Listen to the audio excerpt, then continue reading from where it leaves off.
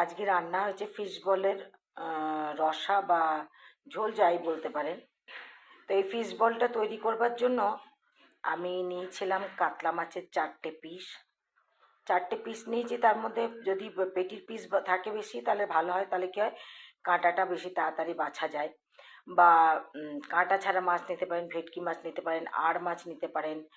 তো আমি বড় পাকা কাতলা মাছের দুটো পেটির পিস ছিল, আর দুটো এমনি গাদার পিস। সরি আমি ভিডিওটা দেখাতে পারিনি, কারণ আমি আজকাল রান্না করি না, ডাক্তারের নির্দেশে আমি রান্না করি না। তো আমার যে রান্না করে আমার বউ, আশা রান্নার বউ, ও করেছে, আমি ওকে রেসিপিটা বলে বলে দিয়েছি। প্রথমে কি করেছি, ওকে বলেছিলাম যে 4-5 কোয়া রসুন জলের মধ্যে দিয়ে, আর ওই মাছগুলো দিয়ে নুন হলুদ দিয়ে মাছটাকে সেদ্ধ করতে। তারপরে ওই মাছটা সেদ্ধ হয়ে গেল, ওই রসুনগুলো শুদ্ধ মাছের কাঁটা বেছে ওই রসুন, আদা রসুনের পেস্ট, আর একটু নুন হলুদ তো দিতেই হবে, নুন হলুদ, আর এই যে ভাজা মশলার মধ্যে আছে জিরে, ধনে আর মৌরি। এটা ভেজে গুঁড়ো করা থাকে আমার সবসময়। এই ভাজা মশলা দেওয়া হয়েছে। আর দেওয়া হয়েছে কাঁচা লঙ্কা, যদি আপনারা খান কাঁচা লঙ্কা কেটেও দিতে পারেন বা পেস্ট করেও দিতে পারেন। দিয়ে ওইগুলোকে ভালো করে আর দেওয়া হয়েছে 2 চামচ বেসন।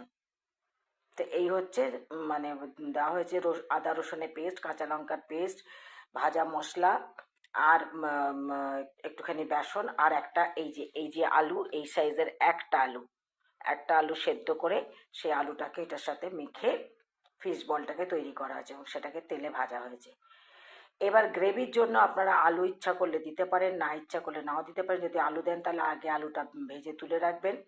এবার তেলের মধ্যে 5 ফোড়ন এবং তেজপাতা দিয়ে, মশলা কিছুই না, কোনো পেঁয়াজ রসুন না, আদা জিরে বাটা, আর আমরা যেহেতু কাঁচা লঙ্কা খাই কাঁচা লঙ্কা চিড়ে দেওয়া হয়েছে, আর রঙের জন্য কাশ্মীরি মির্চ, আর নুন হলুদ তো দিতেই হবে, আর টমেটো দিয়ে ভালো করে কষিয়ে, মশলাটা কষিয়ে, মশলা কষা হয়ে গেলে তেল বেরিয়ে এলে তারপরে জল ঢেলে আলু দেওয়া হয়েছে।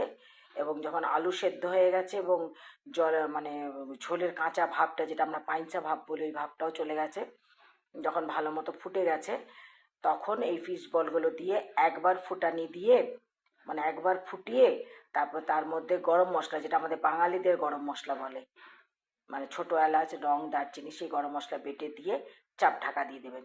তাতেই ফিশ বলটা গরম হয়ে যাবে, মানে নরম হয়ে যাবে, এবং গরম মশলার গন্ধটাও বেরোবে না। তো এই হচ্ছে সিম্পল রান্না। শুধু ফিশ বলের মধ্যে কোনো সেরকম মশলা নাই, পেঁয়াজ তো দিচ্ছিই না, পেঁয়াজের কোনো মশলা নাই, আদা রসুনটা ভালো সেটা দেওয়া হয়েছে। এটা আমিও খেয়েছি, যেহেতু ঝোলটা দেখুন, ঝোলটা আপনারা দেখতেই পাবেন, একদম পাতলা ঝোল। দেখুন পাতলা ঝোল একদম, ঝোলটা মানে পাতলাই ছিল। এবং আমি এমনি মাছ খেতে পারছি না, কিন্তু এই ফিশ বলটা খেতে ভালোই লেগেছে আমার। তো এই আমি রান্নাটা করে দেখাতে পারিনি, তার জন্য দুঃখিত, আবার ক্ষমা চেয়ে নিচ্ছি।